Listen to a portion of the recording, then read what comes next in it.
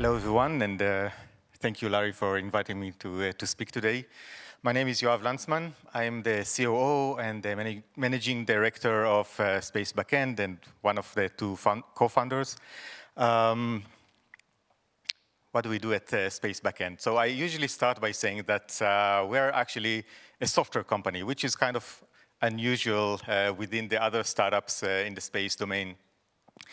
We take care of the connectivity and interoperability issues that we have in this domain. And in simpler words, imagine that every time you buy an instrument, a device for your laptop, you need to pay someone, to hire someone to write the software driver that would make the operating system of your laptop communicate with that device. We used to plug and play. We get the opposite in the space industry. We actually do all of that almost fully manually work. It takes, in average, 6 months and 2 to 3 software engineers to produce a single driver for one component or one payload or one subsystem. And every satellite has at least 10 of those. Some have much more of that. And it's not just the satellite, it's also within components, like a payload usually has a sensor or several sensors and some electronics and all of that you need to, that they get from different suppliers, each come with different standard, and we don't have a standardization for all of them together. How do I switch? Yeah. So, the standardization is a problem. The intuitive idea would be to develop a standard and collaborate all of us and enforce it to use it. Practically, it will probably never happen. Our solution actually bypasses this problem. You don't need a real standard if this problem is solved within practically no time. It takes minutes. I could have said instantly, but we still keep the engineer in the loop. I would like to emphasize what we can save here.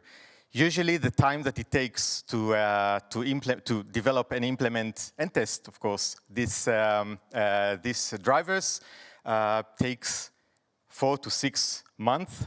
And with our product, which we call Linux, it takes 1 to 2 days. It means that you can save 99% of the time by using our product. Our product is going to be expanded with even outside of a single satellite. It's going to, or a single system. It could be even between 2 vehicles or 2 components that are not physically attached to each other. And this is eventually what we are aiming for the next phase, to make sure that working with different assets in space or elsewhere will be as seamless as possible. So we are a team mainly of software engineers with a lot of experience in different fields, not necessarily aerospace. Also with AI, of course. You have to have AI in your startup today. We founded in 2024 with the first support from ESRIC. And this is partly the reason that we are here today. And we also have a subsidiary in Valencia, Spain. Regarding the funding, we received institutional funding from ESRIC Phase 2 of the Startup Support Program that we finished last year. And also we are now on a contract of Lux Impulse with LSA. And we received some initial private funding from one angel to micro VCs, and more recently, you may have read that on the news a couple of weeks ago, we concluded and secured our pre-seed round that would enable us to move forward with our product. Linux is going to be launched in a couple of months, And we are now in advanced discussions with several companies, actually here in Luxembourg, to be our first customers.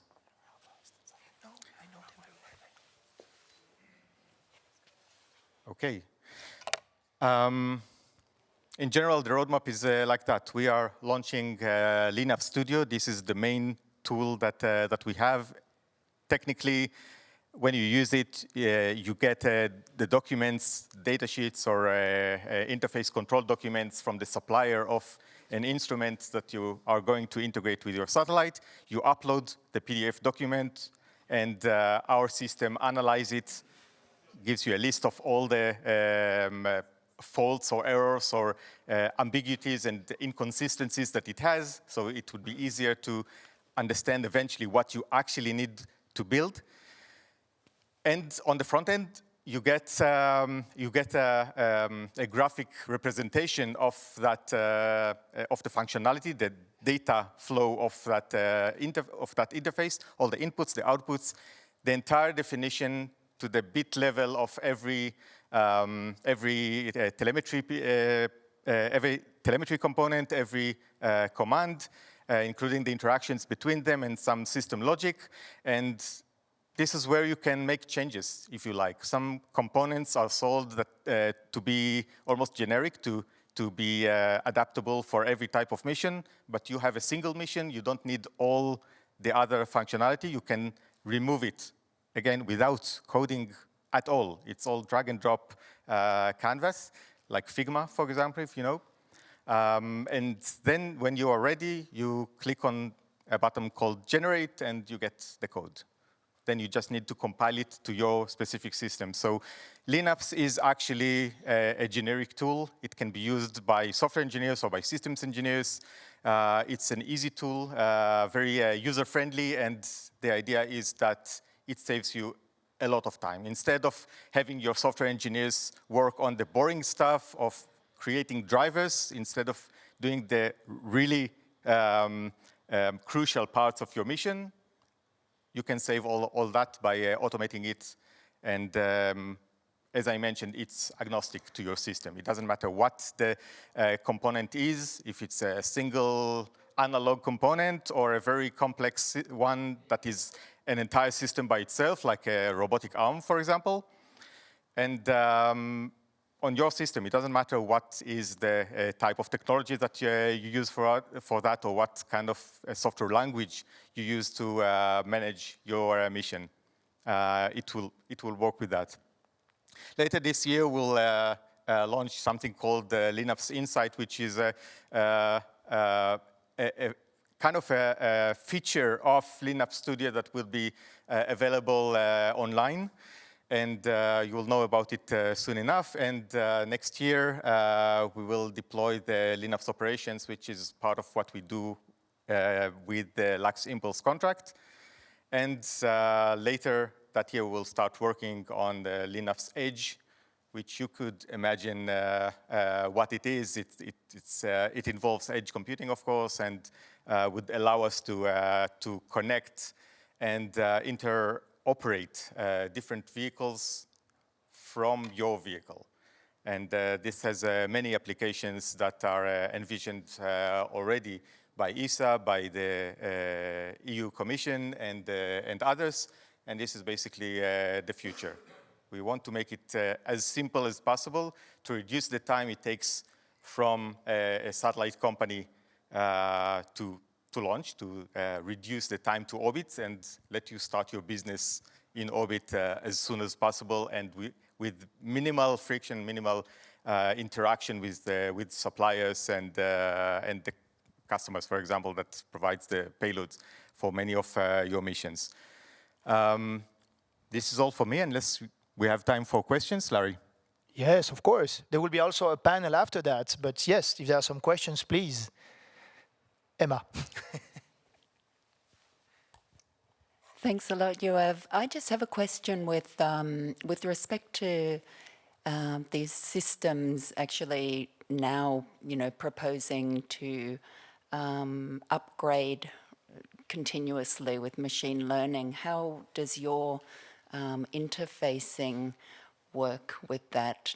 Does it need to be downloaded again frequently, or? That's a very good question. Thank you for asking it. It's actually is going to be much better and much easier. We heard from many potential customers that sometimes they receive all the documentation from their supplier, and they develop the interface that they need, and they test it in a system, in a software in the loop simulations, and everything is good, and then the hardware comes and it doesn't work. And the reason that it doesn't work is because, meanwhile, the supplier has already updated the version, and they got something that is not exactly what they thought that would arrive. And then they communicate with the supplier, and they sometimes send a new version of the document, and then you need to start all over again. So in our case, it doesn't work like that. You upload the new document, and voila, you have the code ready for use immediately. And one more important thing, with the interpretation, the automatic interpretation of the document into a digital representation of it, Linux also creates, if you want it, the simulation that allows you to test that code. It can allow you to test your own code with a simulation environment that is made by, with the same documents in the first place. So yes, I think that we made the right choice by allowing you to continuous updating and continuous integration and testing, and it works. And I think this is how it should work. Thanks. Yes.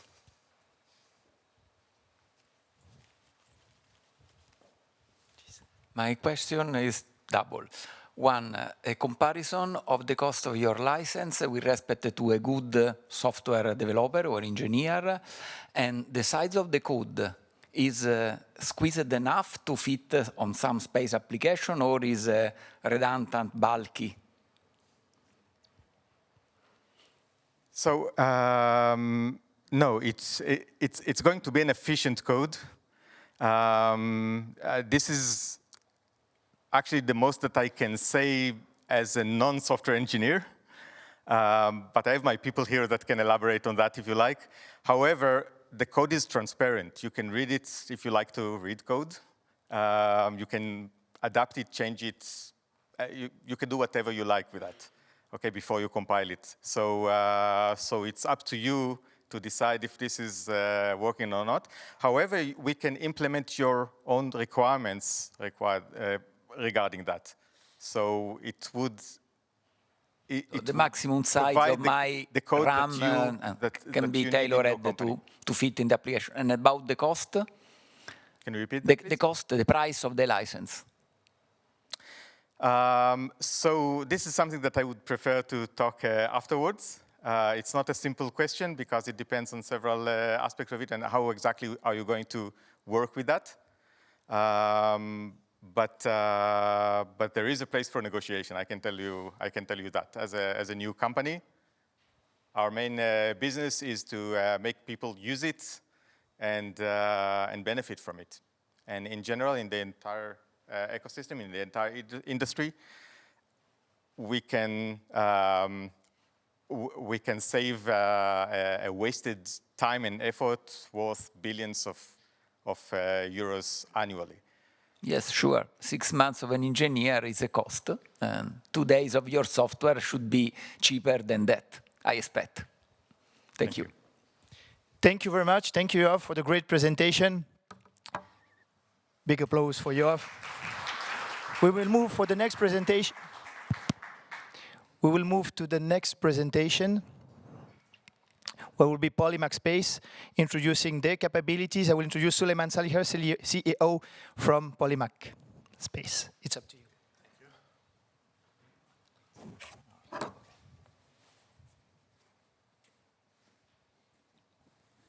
Okay. Hello, everyone.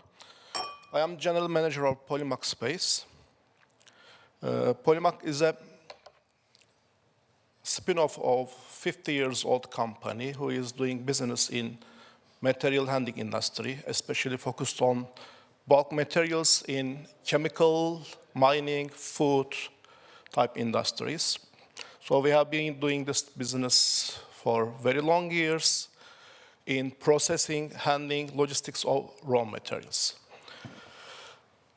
3 years ago, we decided to check the environment of space technology, space exploration, if there's a value in the space area, and we saw that there is a real need in handling of space resources. So we involved this Luxembourg environment that to you, all of the people in the district, they helped us too much for 3 years.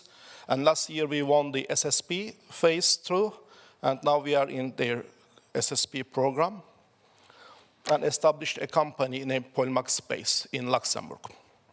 So what we are doing, actually we want to use our terrestrial know-how in space domain. At the same time, we want to use what we learned and what we have developed in space domain to use it in industrial area. So when you change your mind shift, previously you were always having some certain boundaries in your business. There is a gravity, there is air everywhere, there is another lots of industrial problems, issues in the world, but when you go to the moon or space environment, you suddenly get rid of gravity, you suddenly get rid of air. At the same time, they bring you new problems. So when we shift our mindset, we saw that the new mindset provided us very good and useful know-how for Earth applications. So first, let's focus on space and what we did for space and what is our main, what we deliver to space industry in our terms.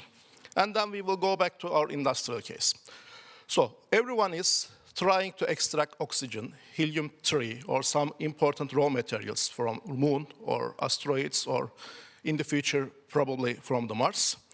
But generally speaking, no one is thinking about how to get the raw material from lunar surface and put it in their devices, in their sensors, or in their processing systems. And there are lots of needs in this term. So we have developed some technology and patented it, which can excavate the regolith from the lunar surface, which can transport it, which can heat it before any chemical reaction, before putting it in the reactor, which can sieve it and process it in a simple manner, and deliver it to the end user. Here the end user is any chemical reactor or any analyzing device. There are very little sold machinery in terms of handling regolith. One of them is, for example, NASA's Razor rover, which has some rotating drums, which can collect, transport the material, and discharge it. With our technology, we saw that our system can sustain for longer time because of its design on lunar surface, can collect more material, and can convey it in pipelines. So for the short term, probably they will only use the rovers, but in the long term, there should be some infrastructure. So we are focused on developing an infrastructure for space resources. So what we are saying that we are enabling space resources beneficiation. So this will help people to gather more materials, take much better measurements from the lunar surface, and develop their business. At the short term, now we have developed and announced a payload campaign, because whatever I am saying is up to now is for very long term. But as this is a commercial business and we are coming from the commercial side, we are more focused on commercial things. Technical things are especially very important in space domain, but you have to take care of your commercial success. So we are always thinking about that, and we try to find a way how to get benefit, how to do it in a commercially right way. So for the short term, everyone is trying to send some lunar landers, like CLIPS missions, to do some extraction, to do some simple measurements, and get information, get some preliminary resources to the Earth. So our payload campaign is used for gathering the material from lunar surface and distributing it to several payloads which need regolith. Because the first problem on first missions will be how you deliver, how you pick up your payload, put it on the lunar ground, or how you pick up regolith and put it on the lunar lander. This is a very big problem. There are some simple robotic arms or scoops, but actually they will not be enough for future oncoming missions. At the same time, there are lots of payload designers who do sensors, who do reactors, oxygen or helium-3 stuff, but they have limited funding because they will not be able to send their devices to the moon because of limited funding. But there are lots of payload producers, and we saw them within these 2 or 3 days. So our payload campaign helps them to bring their devices, connect them to our payload, actually regolith collection system, and distribute them. So they are ride-sharing the regolith now. This will help them to decrease their costs. This will enable the lunar lander companies to gather more customers. So we are a little bit becoming someone in the middle, like an Amazon, connecting the customers and the suppliers. And we received a very good interest this year. And we found, I think, very good potential customers. So for the first term, we will do our modular drum conveyor, what we call MDC, to attach it on the lunar landers to collect the regolith and distribute it to several lunar payloads. It could be maybe 5 or 10 units, depending on the availability of the lunar lander. For the longer term, we will also develop the machinery for infrastructures. Now I want to come back to the industrial side. This design is very good for handling materials which are very abrasive, also which are very fragile. So in the lunar environment, the regolith is very abrasive. It can destroy your machinery easily, but with our design, we do not have any contact with regolith and the moving mechanisms. In the industrial side, this is also important. You will be able to handle very abrasive materials and also some very critical materials that are easy to break, but when they are broken, they will not have their previous value. So we are now shifting this to industrial case. Moreover, due to our industrial background, we have been working in critical raw materials domain, which is very, very important these days.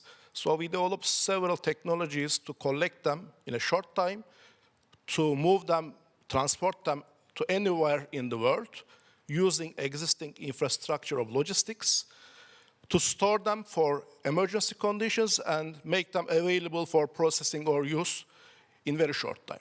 So we are combining our current industrial technology with this technology, and it will be available immediately. These days, especially due to those disruptions everywhere in the world, we started receiving lots of inquiries from customers. They are asking for how I can deliver my product from point A to point B, from counter A to counter B. How can I change my route? What kind of ships, what kind of road transports are available? Which kind of machinery is much better for handling in short time?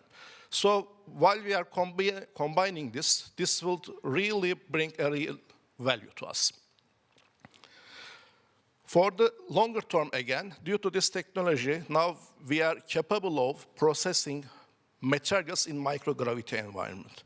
And drug or medicine production in the microgravity environment becomes very important. So our previous know-how on processing materials in ordinary industry, together with this technology, we will be able to process chemicals and medical stuff on ISS.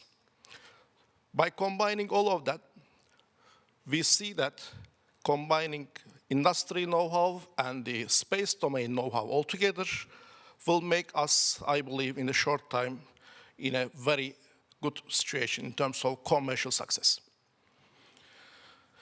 I think I said everything I can say. Any questions? Thank you, Süleyman. Thank you very much. Always efficient.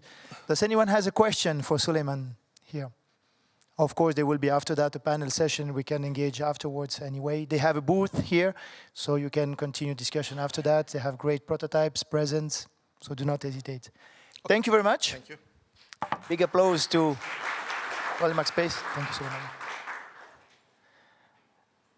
And for the last one, Tumi Robotics, coming from Peru, having also terrestrial and space applications currently in Luxembourg. So, Francisco Cuellar, up to you.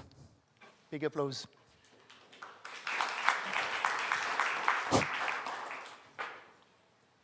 Hello, hello. Can you hear me? Yes.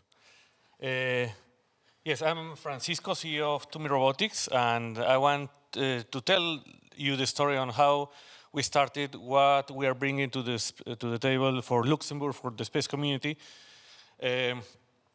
We started in 2016 in Peru with the original company providing services to the mining industry. That's how we get started. We develop I am from the academia originally, so we start to develop solutions, robotic solutions for the mining industry.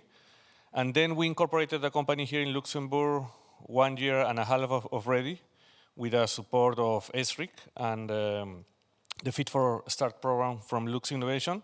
And what we are looking forward is to develop solutions that enables autonomy for exploration on Earth and beyond. Next, okay. So first, I would like to tell you why we are focused right now in the mining industry, in extracting raw materials. We strongly believe the mining industry will be essential for the next 15 years. And we strongly believe as well that this will be the industry that will allow us to bootstrap and mature our technology to be ready for space. And you have a lot of things in common, space resources with what we are doing in mining right now. So for the next 5 decades, you will have a high demand of critical minerals and metals. Most of these materials will be used, for example, by the electric vehicles or renewable technologies. However, the mining industry is increasingly being constrained by the decrease of quality of the ore grade.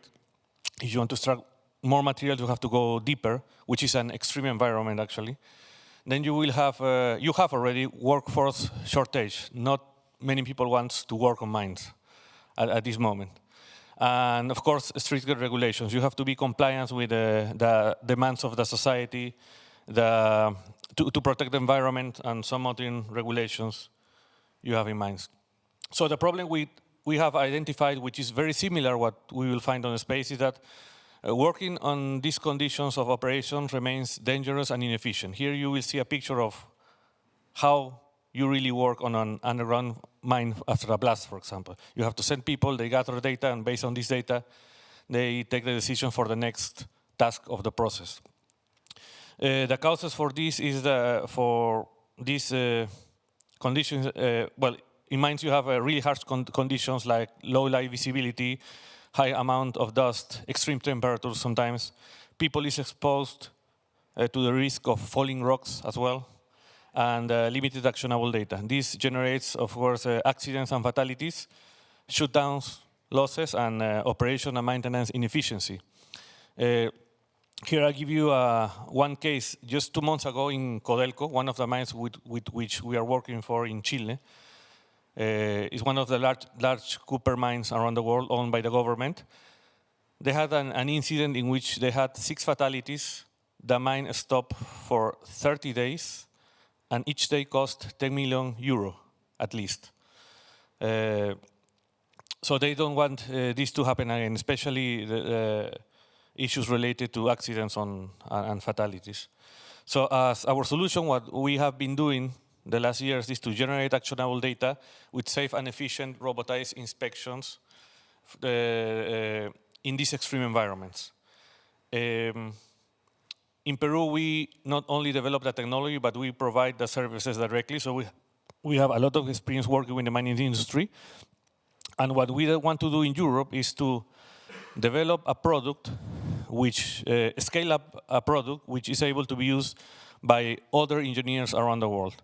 For us, it's very difficult to deploy to each mine. We have clients in Peru and Chile, but now we receive many calls from engineers from all around the world if we can provide these solutions, rent these solutions, and trade them and provide support to repair these robots. Because as we're working on a stringent environment, you can guess these robots needs to work 24/7, especially if they are working on the extraction of the minerals. And here are some of the justifications or the numbers we can get if we have different clients. For example, we have the geologists. They want the high fidelity data that allows them to understand how is the rock after a blasting, for example. They want the maps of the characterization of a map of the minerals they could find after the blast, in the front of the blast. We have the people from security as well, who they don't want to risk their people after a blast, but still they want to get information. Or simple things as measuring the gas after the blast. If we allow them, and of course you have the people from production, they want to extract more minerals as well.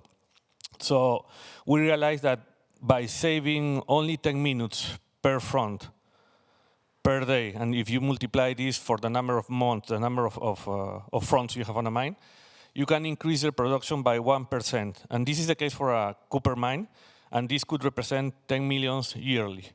We know we can improve that number more, but we are trying to be conservative to show them that these solutions are viable and it worth the investment. Of course, zero human exposure. They are not looking for advanced things right now. We don't have to send autonomous robots. They just need teleoperated robots. That's the way we are bootstrapping with them, generating the data they need so they could take fast decisions. And of course, we can reduce the operation and maintenance costs by 20%. It's a three-step process in which we capture the data, we digitize. We're trying to do that in situ in real time so they could take faster decisions. Sometimes it takes to take that data out from the mine between 2 hours to 8, depending on the change of shifts. So the idea is to have the technology in situ and they can take the decision. And of course, the most important thing for them is not the data only, but the analysis of the data, the reports that allows them to take decisions. This is a little bit about the technology. I would say that at the beginning, we were focused on developing the robotic systems, but now we are focused on the edge computing, the embedded systems, and the optimization of the algorithms. This will be our differential, especially when we deploy these technologies on space. We realize already that by optimizing the algorithm, not using just open libraries, we can reduce the energy consumption by 30% and reduce the amount of data streams by 90%. And this will be an important feature, especially if you work in a space in which the robot has to work autonomy. Our focus right now is in combining visual data from RGBs, cameras, LiDAR. We want to integrate now with the leap sensor from Lightigo, another startup from Luxembourg. This is one of the demands of our client. And you can see some results we are getting with this visual data processing. We're trying to reach this to be below 500 milliseconds to process all these large amounts of data. And we are already generating value for them with localization and surveying, geological mapping, risk detection of falling rocks, and of course, digital twins. These are some of the KPIs we have for our first pilot with Codelco. I'm not showing the number in euros here yet until we get a result, but the expectation is that we reduce the people exposure to 100%. We increase operational, we reduce operational cycle by 1%, as I mentioned before. Increase the coverage, increase the kilometers of underground galleries we can expect with good quality data, and reduce the operational and maintenance costs between 15 and 20%. Actually, this is a spoiler, this is a new robot we are developing for them. It should be easy to carry, it should be easy to use by a miner, to carry and put it on a pickup so they can move the technology really, really easy. And why this technology has a potential to be used on space. I strongly believe this is the fundamental technology for us that could be used on space. We are developing it for via dual-use architecture. Right now, we are validating in terrestrial mining in extreme conditions that you will find on the moon, like dust, low visibility. We are working with off-the-shelf sensors right now, and the idea is to reach a TRL level of 9 by 2028. We believe we can do it faster because we have clients paying for this and demanding for this. Our idea in parallel is to develop the embedded systems that are able to work with the regolith or simulants. We want to do tests of our electronics under extreme temperature gradients and radiation, of course. With this, we are aiming to develop the technology that could be used for space, and of course, do tests with operations, in operations with high latency. And we strongly believe that we can reach a maturity level of 6, maybe by 2029. This is some of the traction we have already. We are funded, as I said, by Fit for Start, SRIC, Startup Chile as well. We receive international awards as well. We are almost closing the mining pilot with Codelco, and we are talking about another pilot with BHP. We are part of their accelerating program in Chile, and they want to use this technology for a similar task on the open pit mine. That's why we are talking with Polimak and Lightigo as well to deploy three technologies from three startups from Luxembourg in Chile. We are talking with ArcelorMittal here already. We want to work together with the mines in Spain as well.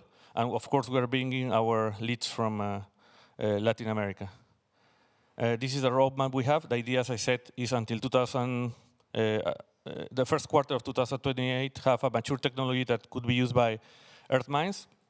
And then from 2028, show to space agencies that we have technology that has a potential to be used in space. Our idea is not to compete with other startups who are developing rovers, but to work together with them so they can test our payloads, our embedded electronics, and realize that with our optimized algorithms, they can have not only data, but information in situ and in real time. This is the team we have working now in Luxembourg. We are the two original co-founders from Peru. We have a director here in Chile. Cesar, he's one of my colleagues in Peru as well, and we have advisors from the mining industry, but we're looking forward to integrate people from space as well. So that's it. From Earth to space, we're empowering the autonomy for the next frontier. Thanks.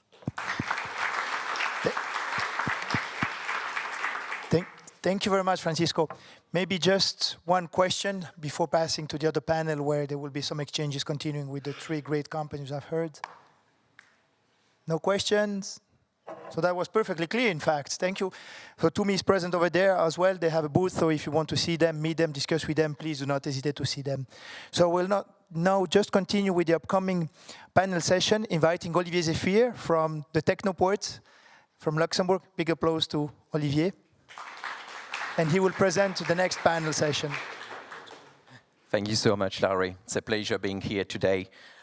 Before calling our panelists, who will exchange with us today about the specific topic of convergence of technology trends, I think you have a title which will be put soon. So our panel will address specifically what we understand by convergence of technology trends between terrestrial and space technologies. I think you get from the initial pitch what happened with the companies which was presented earlier. You have Polimak, material handling across different areas, terrestrial operations. In my words, I'm an industrial engineer working in a technology business incubator. Our mission statement is to understand technology business intelligence. And this is what we want to share with you today. You saw Tumi Robotics use case. Tumi Robotics with application in mining industry today. And when you see currently that they have the know-how, the expertise, they are special equipment providers, they can tell you what is happening in mining and what's the match that can happen currently into space, given the space constraint. And this is where they can match B2B with Spacebackend to know currently what is the space-grade equipment that they should have to run their terrestrial capabilities. This is the type of B2B that we are looking forward to exchange further in the Space Resources Week. We are glad as a partner of the SSP incubation program to see how this community of space resources has grown since the 2017 Space Resources Law in Luxembourg. Prior in these conferences, of course, we were speaking of grants, we were speaking of space tech, but now we start also to speak about what about terrestrial and space convergence. Just a quick stat for myself to get what our audience is based on today. Can you raise your hand if any of you represent a startup or an early stage company? Who does represent an early stage company? An early stage company? Okay, not too much. SME grade companies, you make 60 million yearly, you have 250 employees. Who has this? Okay, we have this here. Corporates, any corporates, blue chip, what we call the prime companies, the prime people who take the grants first. This is how we read the industry. You see, I saw a laugh over here. This is why I'm asking that. But what are other people doing? What are you doing? Who's in research, developing technology to go to space? Okay, so that's around the majority of our audience here. So what to expect in the now almost 40 minutes left. Our panel currently will exchange about what we call cross-sector synergies. And cross-sector synergies would be commercial basis, investment basis, and of course, how you can oversee for B2B to have an overview of how to have your future contracts, to go through that 1 trillion plus market, right? Okay, let's talk about economy. I represent a tech incubator, right? We speak about numbers, rough numbers here. Who has a knowledge here? What does aerospace, not space only, aerospace and defense represent today? Is it over 1 trillion or under 1 trillion? Who thinks it's over 1 trillion? Okay, wow, you're courageous, guys. Okay, yes, space is 1 trillion industry. Tell me how much, I already give you the clue, okay?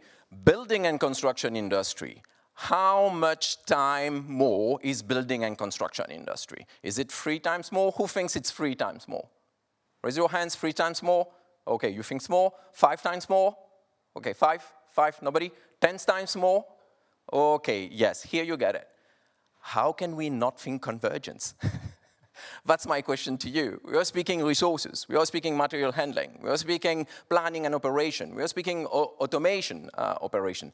This is what exactly we want to address right now. So I will call to stage. Please, big round of applause to our panelists who will join me today. Antonio Bove, who will represent our corporate partnership partner. Please, big round of applause for Antonio.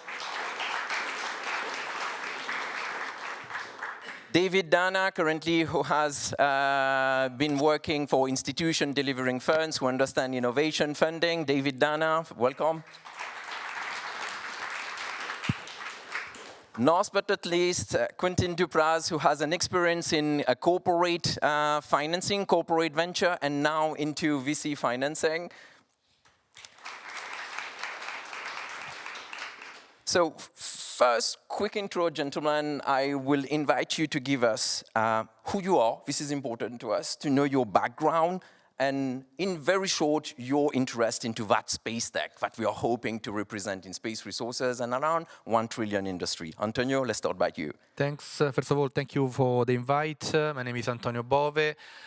I spent almost 26 years in the aerospace. I started really when I was young in 2000 and worked for Globalstar. Now it's much known for the acquisition of Amazon.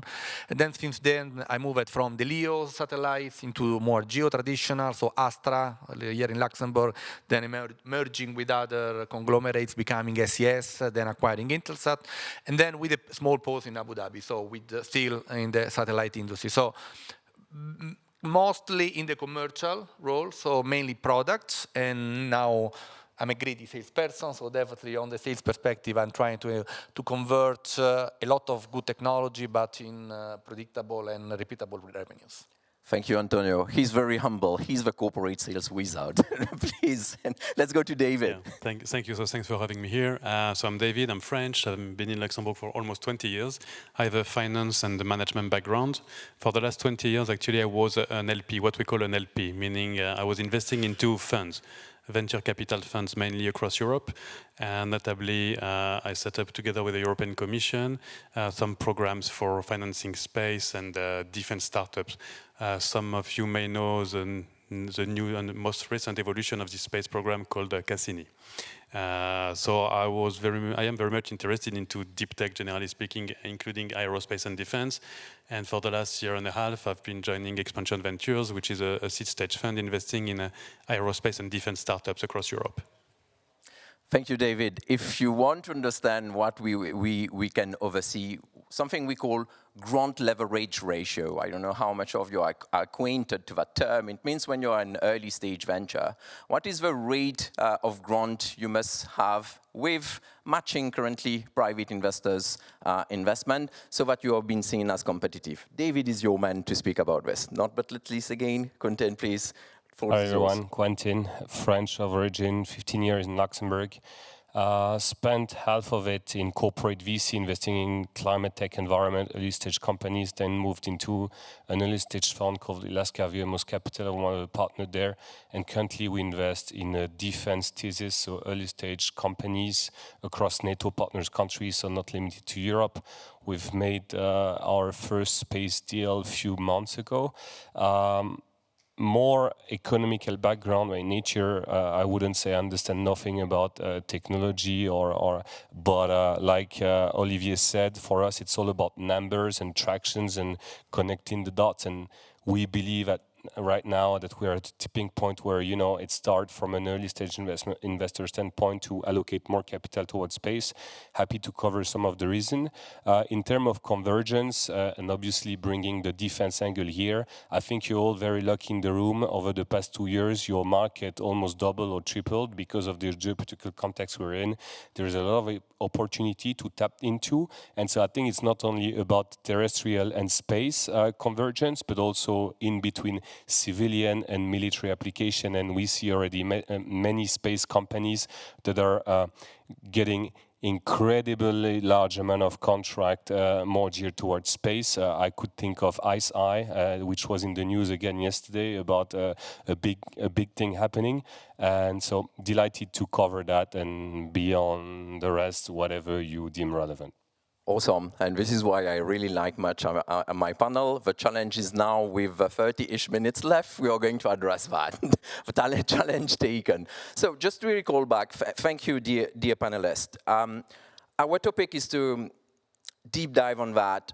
How do early stage ventures, or even if you're doing deep tech research, this is what my brand, Technoport, is about, is understanding, again, this deep tech visibility of lab to market, how early alignment with diverse industry and users can drive traction and improve the capital efficiency.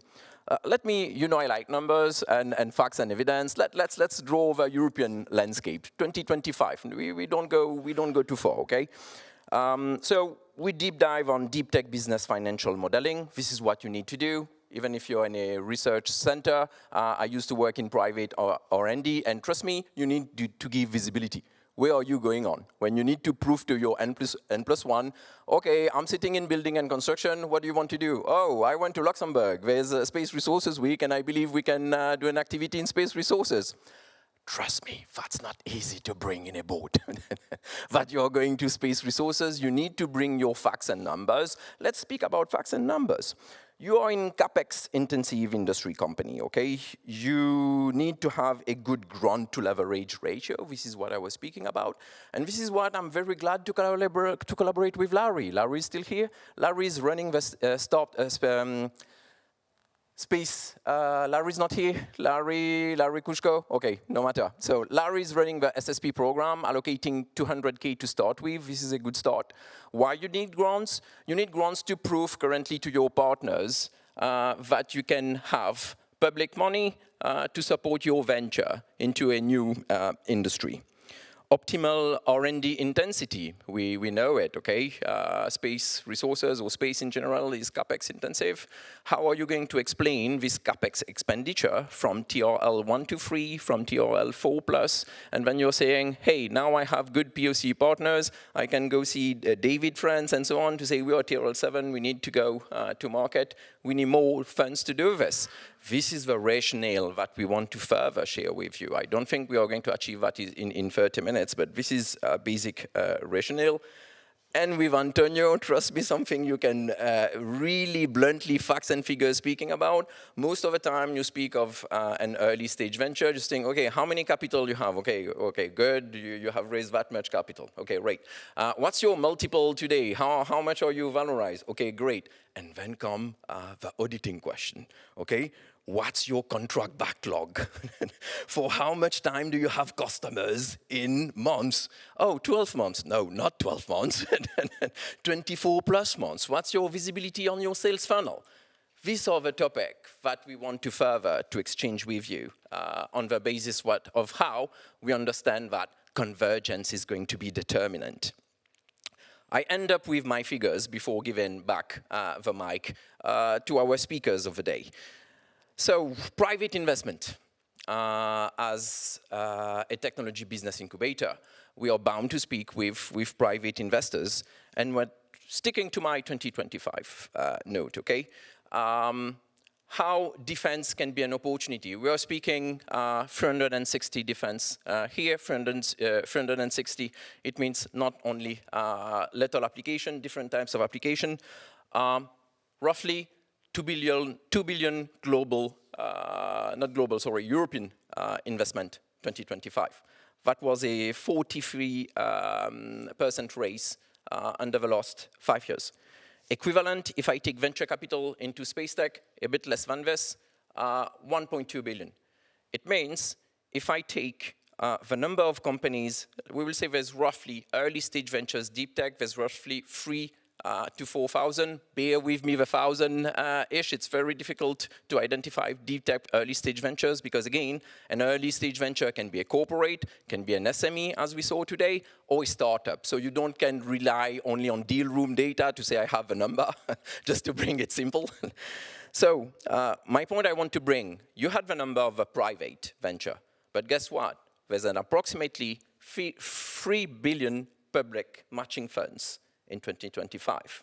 I'm putting together space plus defense. So which means that we have possibility to do things. Things are difficult. I like to hear that space is difficult. Trust me, when you speak to the neurosurgeon I have as a friend, he tells me, Olivier, trust me, neurosurgery is too, but we are not going to compete on what's difficult or not. We represent a tech incubator. We are about venture. I mean, if you plan your venture, at least you're able to run the venture. And this is now what I will further share with our panelists, starting by Antonio. Antonio, can you tell us about what's your overview of corporate collaboration to bring things into space with early stage ventures? How is this thing growing? What's happening in that market? What do you need to be able to land a POC with a corporate? Which visibility you must give? How are you de-risking? How do you bring assurance for a corporate to go through the purchasing department? Well, it all starts at the end from the corporate looking at their future. And of course, when you're looking specifically at innovation, right, you have always the two approaches. You can make innovation or you can buy innovation in some form. Usually from the bigger corporations, you have also organizations that are dealing with that. But in the big corporations, again, specifically when you have a legacy, when you have organizations, you tend also to look at what is the current run rate, the backlog, you mentioned it.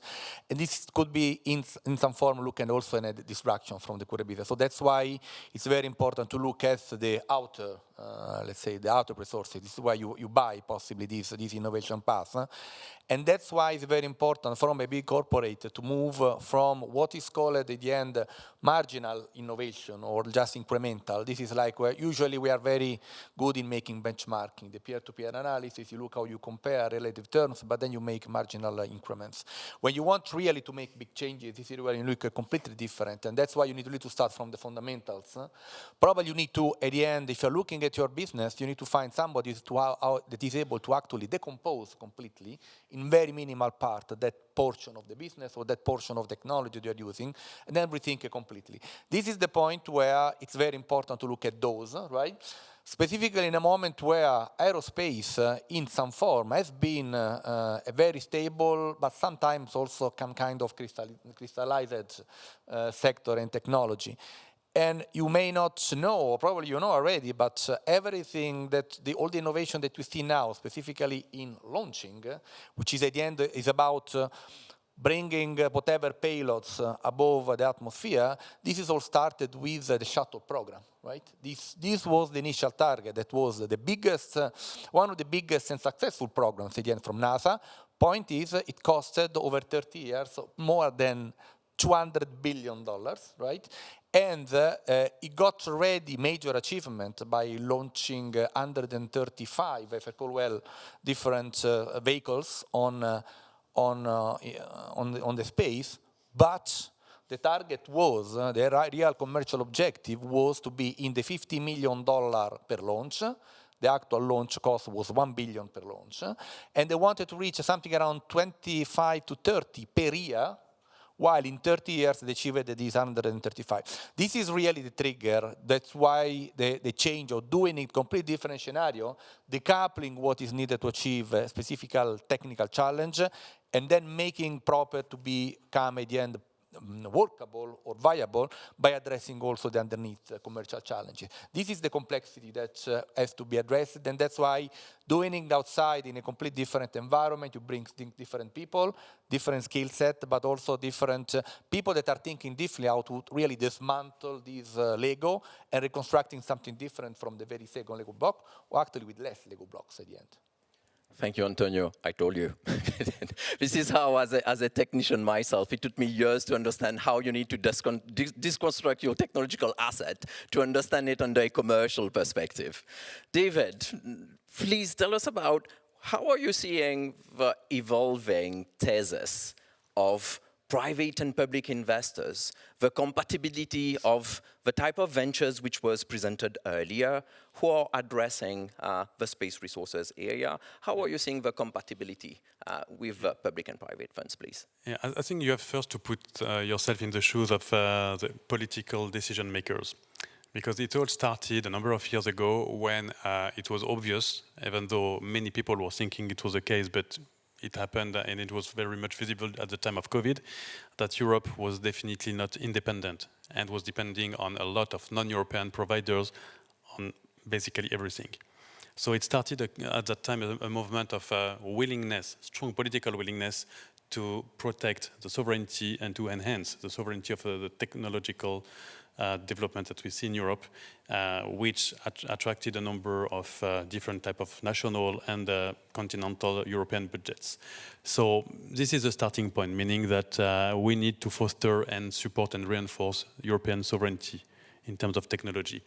So it started indeed with a number of public funding, mainly in form of grants, to start, because if you look at the number of engineers in Europe, we have more than US and Canada combined. So definitely the level of innovation that we see in Europe is insane. It's just that the risk appetite is usually quite low. And even for VC funds, the ones starting even early, always have requirements which are maybe a bit completely disconnected from reality. And that's why there was an absolute need to have these first steps of the development cycle of the companies being funded by other sources. And that's where, for instance, the EIC, the European Innovation Council, starts and comes into play with as the first step the grants and then the equity, which then has to be matched by private money. And that was the starting point. And space actually was identified as being the key future element. And now we're talking a lot about defense, but to me, space and defense are interrelated. It cannot be that there's one or the other. Everything works together. So this was the starting point. And then it triggered a lot of interest from private investors. I would say it was a bit kind of a closed circle of investors at the beginning. And what is highly critical now for the success of this ecosystem is that we see a number of bigger rounds of companies active in this field being led by non-specialized players. And this shows that it's not only a kind of conviction type of investment, but a purely commercial one. Because we are all focused on making returns, because this is how it works and how it can survive and become viable over the long term. So if funds which have not a dedicated space tech or defense tech strategy come and invest into that kind of project and companies, it shows that they have seen the commercial potential and the financial return that they can expect from this.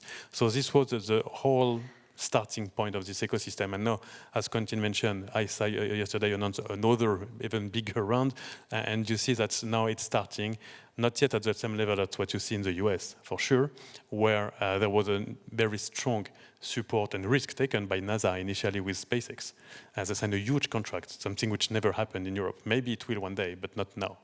And now we see where they are. But at the same time, they are in a kind of monopolistic situation, whereas in Europe, we need more coordination because it's still highly fragmented, but we have the potential to do something.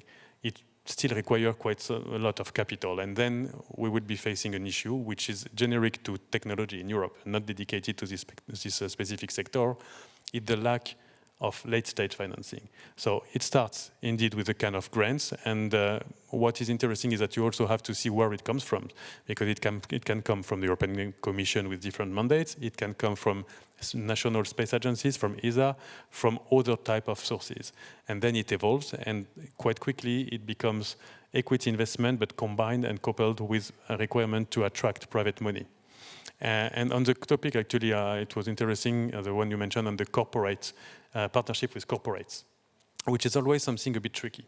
Because if a corporate joins an early stage startup very early on, especially as an investor, as a client, it's something different, but as an investor, it means that it's quite obvious that they should have become the final acquirer. And if they don't, then it means that there's something which is not working. So the kind of recommendation, I know it's not easy, but a recommendation would be that if an early stage startup wants to have a corporate being investor, especially primes in this field of space and defense, then ideally there should be at least two. If there's only one, if they do not acquire the company at the end, it's very negative signal for the company. So it's always a question of finding the right balance between public-private, grants equity, partnership with corporates or other type of entities. So it's not an easy thing, and that's why there are so few success for now, but we see and we hope that there will be major ones in the near future.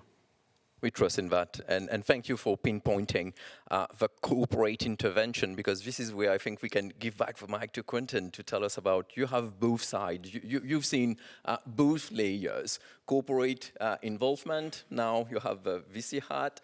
Can you tell us more about how you're seeing currently this alchemy of bringing that both to make things happen, and in that topic of convergence? And first of all, you can tell us about your VC thesis today, and also this alchemy about corporate and VC funding. Let's start with the corporate. I think I was a corporate before I was a VC. I used to have to, let's say, convince the founders that we were here for the good reasons, not the bad reason, because it's true back in the days, there were a lot of, let's say, investment being done by corporates for cannibalization of development.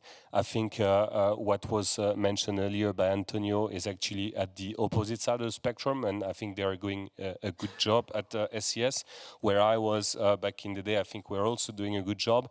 But it's true that, you know, at the early stage, it was kind of seen very negatively to have corporate on the table. I think right now it's changed, especially with the emergence of AI. I mean, we've seen the majority of, let's say, agentic AI companies are now all backed by Google, so on and so forth. In the end, you know, it's a matter of like the legal terms that you put in a contract.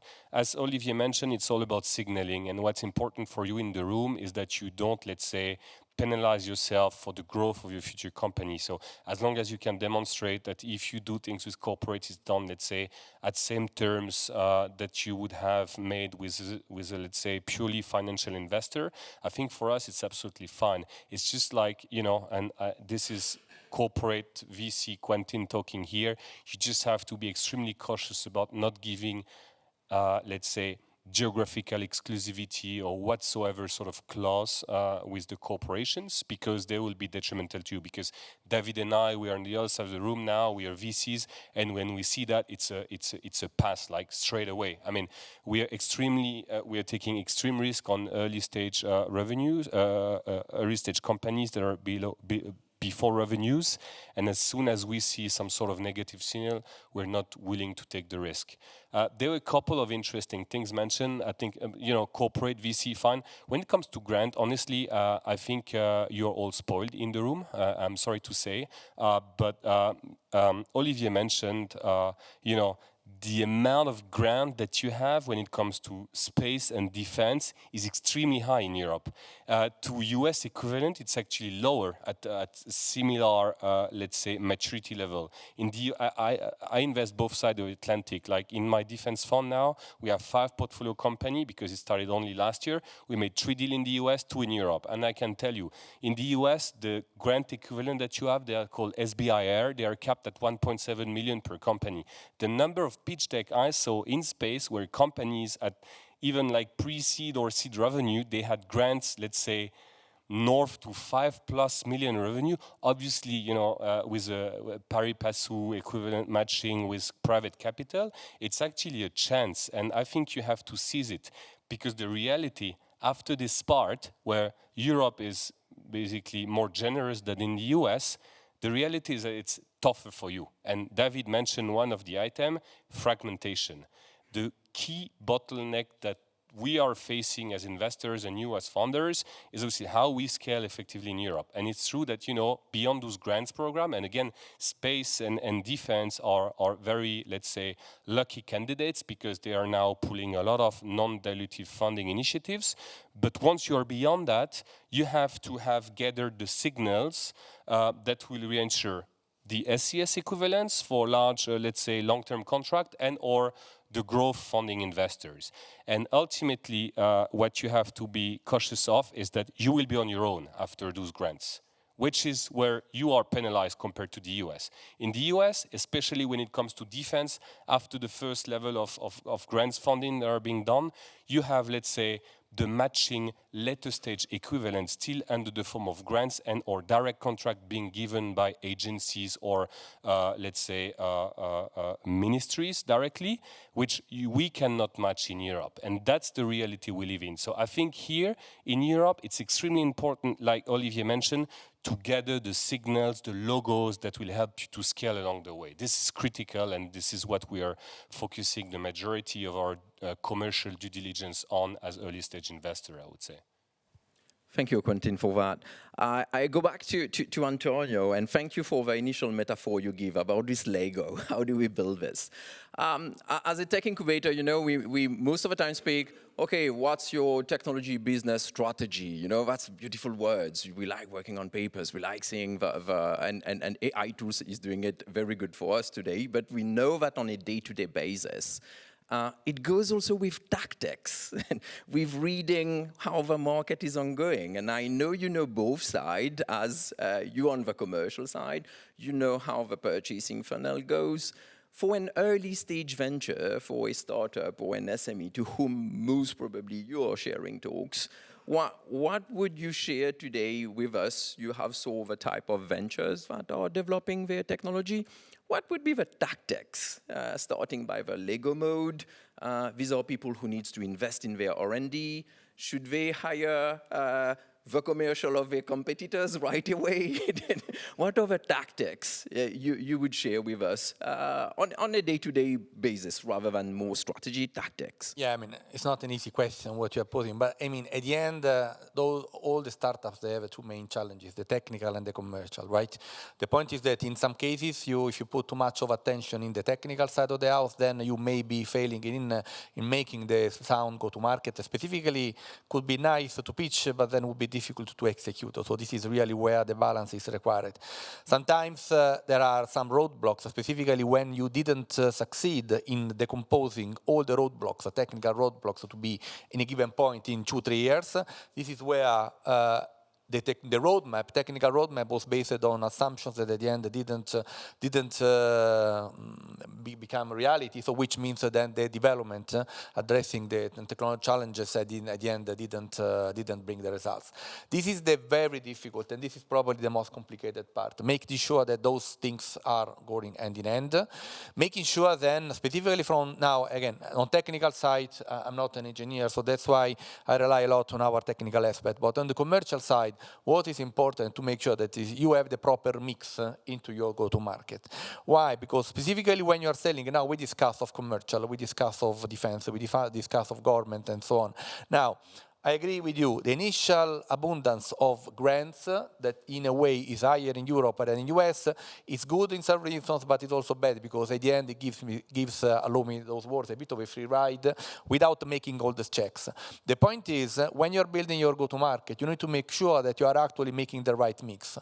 The governments are the ones that, in principle, may be easy to convince in some form, but their sales cycle, it can take really years. So this is really where you need to be ready to work on RFPs, procurement. You need to understand the logic of the procurement, which means you need to spend a lot of time before you sign the first contract. And this is where you are actually investing on the commercial.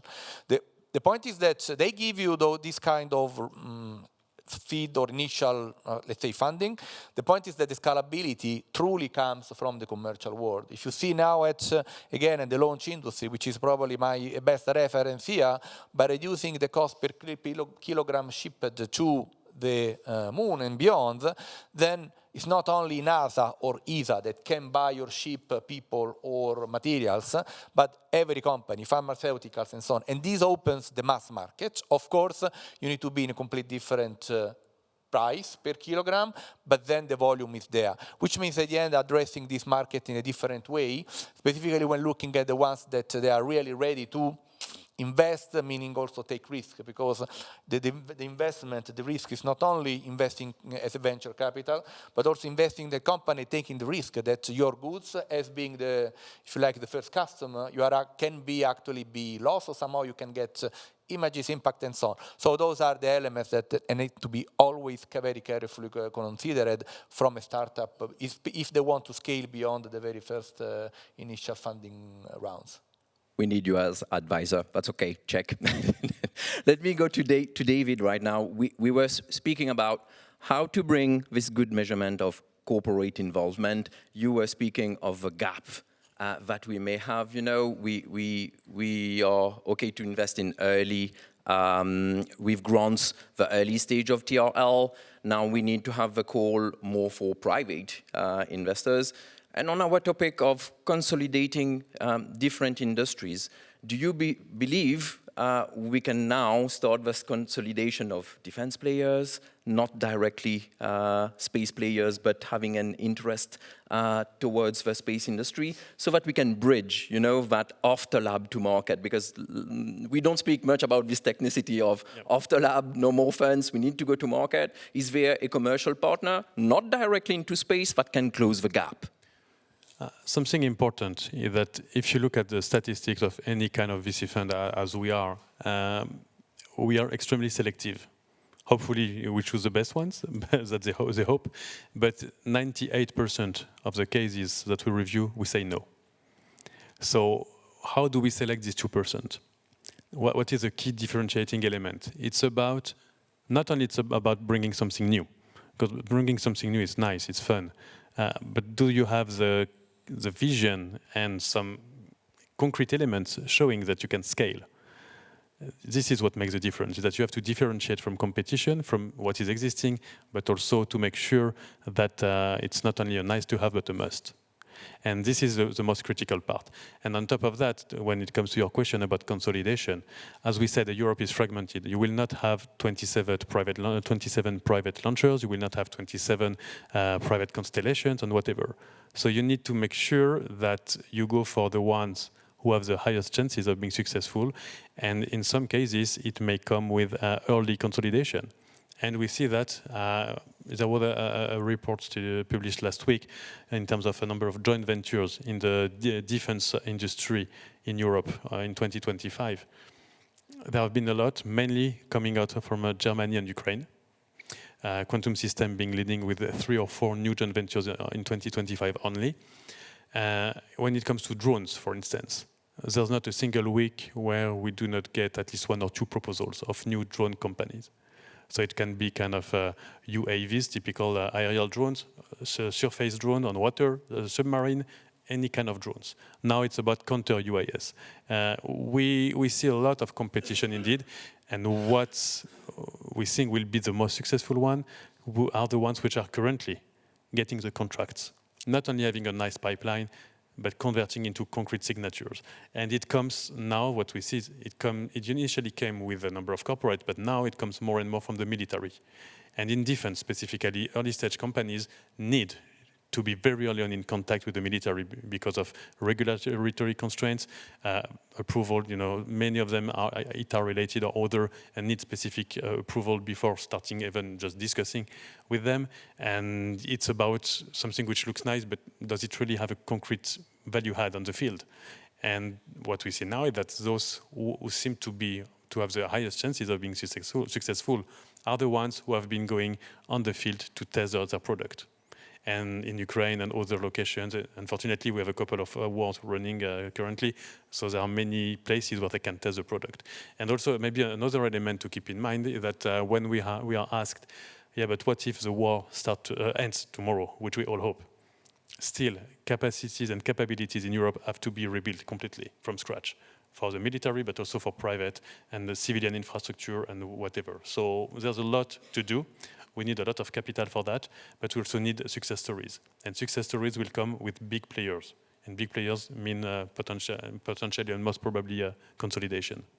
Thank you so much for the clarity you brought on that GV perspective. Much of the time we miss that currently you can consolidate over player by M&A and GV. This is the way that you better consolidate the market.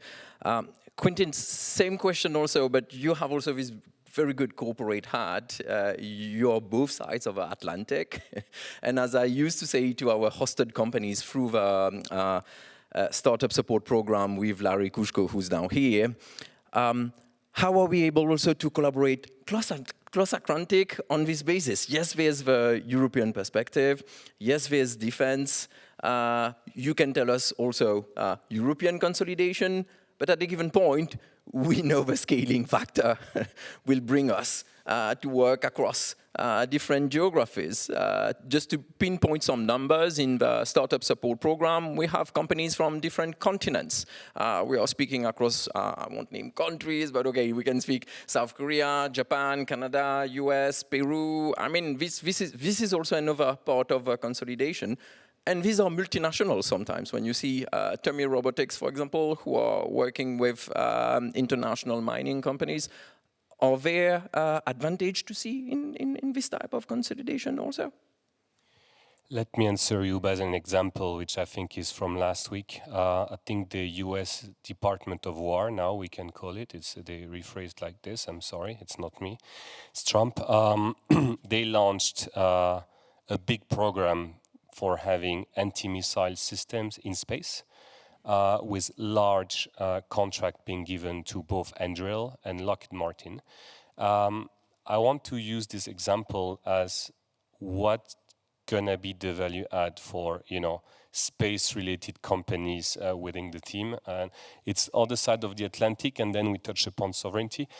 What's important, and it was flagged over the previous couple of minutes, is the partnership and the JVs.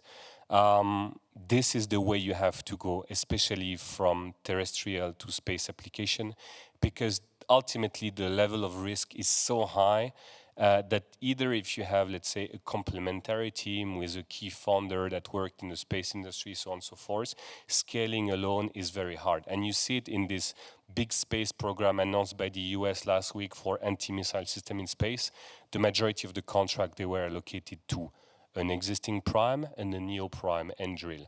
My point to that is you cannot, let's say, escape. I mean, okay, first order principle of thinking, which led Elon to create SpaceX, fine. You have 1, 2 in a decade, that's all right. But still, I think the message to the room is, despite that, with your, let's say, and you can start with a narrow niche of application, if you are credible enough with value add in a certain subsystem, you can be part of those large contracts. And this is what we see in defense, in space, across both sides of the Atlantic, is that more and more,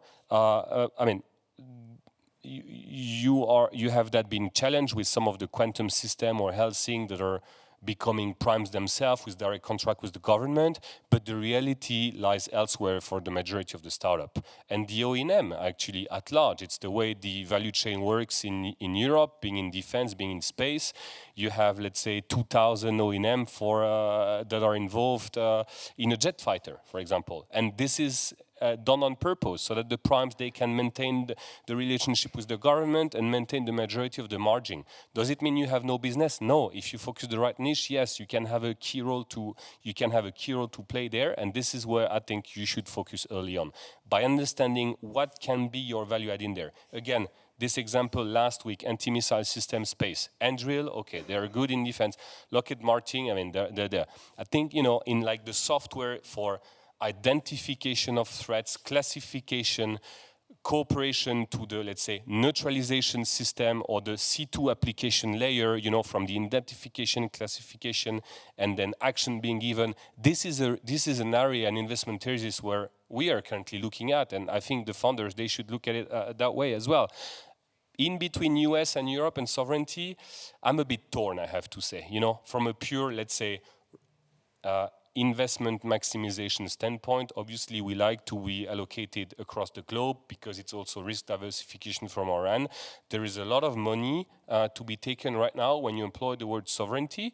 In the end, it's also a limitation when it comes to scaling for the company, and you have to be cautious of that. So if you start in Europe and you have a European base of investor, you have to be aware of that. Now, the customers, like the big customer, which have underlying, let's say, military contract with governments, they will face higher scrutiny with the component value chain.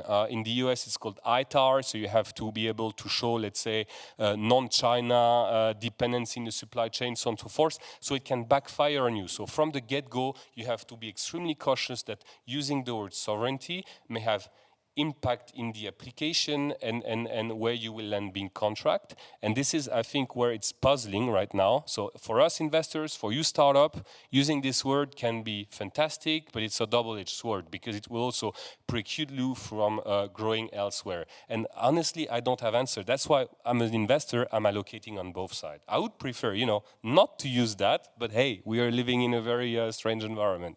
That's your tactic. Thank you so much for being transparent and for sharing these good takeaways for the audience. Housekeeping is very good. I'm left with less than 3 minutes. I just want to recall some main factors we've been sharing so far. Deconstructing your technological assets, seeing the different as a Lego commercial area point of entries. Thank you so much for this, Antonio. Balancing currently your private and public investment model, consolidating on that European model, seeing how you can already having visibility on that. Thank you, David, for saying, and ping pong back Quentin on this one. We are almost spoiled with our 3 billion plus available grants, given there's more or less 3,000 deep tech ventures. Make the math. There's an interesting thing to talk out here. And Quentin, thank you again for this transparency about, yes, there's different market reachable. Be clever. How do you onboard this corporate? What geographies you can be sovereign or non-sovereign, and how you onboard these corporate parties. I will ask for your last recommendation, quick recommendation. You're an early stage venture, mid-TRL level, playing with Space Resource Week, and we have ESRIC team commercialization here with Ernestina Bini representing the BSGN and Larry Kushko representing Startup Support Program. Please raise your hands. These are the people allocating funds in that area. What would be your very short recommendation that you can make it to lab to market? Quick one, very short. Really, very most important, walk the talk. I mean, at the end, really, whatever you are pitching is something that has to deliver a promise. This is paramount. Deliver the promise. Yeah. David. Come with contract. Contract first. Quentin. leverage on those people in the room to come with contract, actually, I think, and they are becoming, and I have partnership with ISA myself. They're fantastic in bridging the gap nowadays between early stage investors, between commercial companies and the startup ecosystem. You are really in a lucky environment, I would say. So take the most out of it and go for contract. Dear audience, I was delighted to host that panel on my end. There was much takeaways by three combined skill set. Big round of applause for Antonio, David, and Quentin. Thank you again for ESRIC Commercialization Program for giving us the opportunity as a technology business incubator to share with you what we understand currently when we speak about technology business intelligence.